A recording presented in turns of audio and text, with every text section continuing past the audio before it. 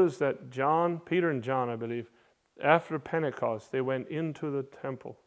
And they went through the gate called Beautiful. That's the eastern gate. Some of us stood right up at that gate and even touched it already.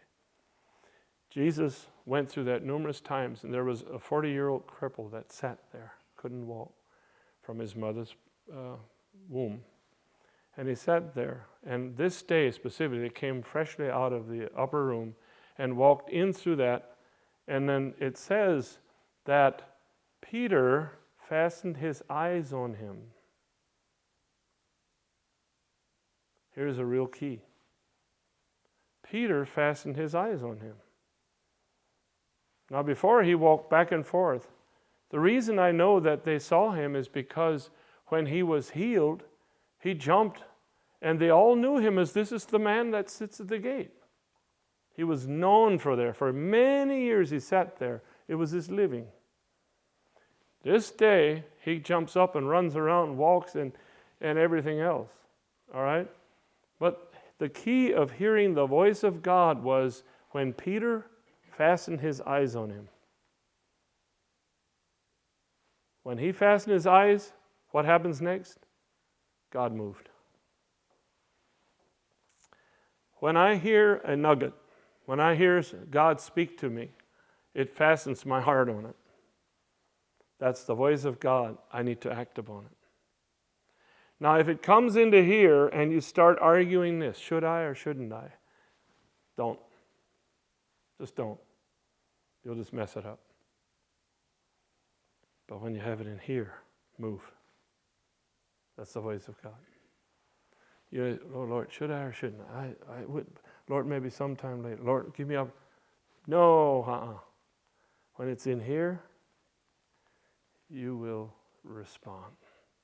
You will do it. And then God will do something.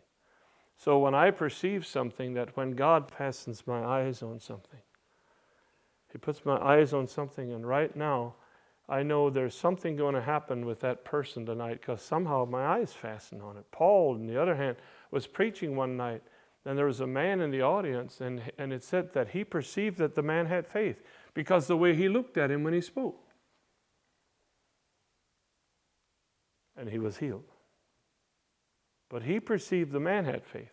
How do we perceive? How do I perceive you? How do you perceive me? How do we perceive the Word? It's done through hearing. It's all done through hearing. And so many times now when we hear, we immediately refer to this. But it's in here. On Sunday morning, there's numerous of you that were very obviously obedient to the voice of the Spirit. And it was instant obedience. God spoke to me, I responded, I did something. In my heart, it's like you sit there, should I get up or shouldn't I? I'm going to stand. And all at once I'm led, there's a drawing for me to go up front and worship the Lord. Then you respond to the drawing. That's the voice of God. That's how it works. This is how I move when I exercise faith in praying for the sick or anything like that. I respond to that. But I have to hear. And if you're not going to hear, you're not going to respond either. Many of us at times, and I don't always do it. I sometimes fail in it. Sometimes it's just like, I just don't have enough faith to do that, so I don't. And I repent later. Sometimes the Lord gives us other choices, more choices. And again reminds us, He also knows how old we are in the faith. He knows how loud He spoke.